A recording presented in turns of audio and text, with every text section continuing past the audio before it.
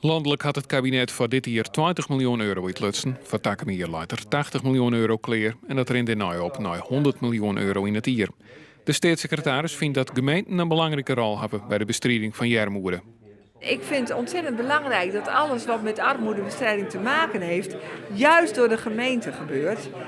En daarom geven we ook dat extra geld.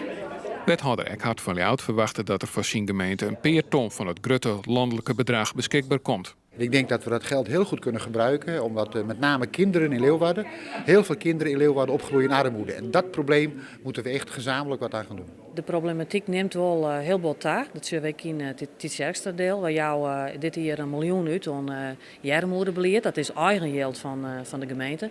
En dat is een kwart meer als wat we eigenlijk op rekenen hier.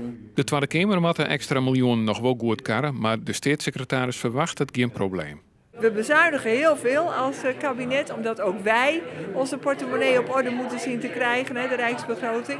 Maar op de armoedebestrijding geven we extra geld. Nou, en ik hoop heel erg dat het extra geld goed besteed wordt.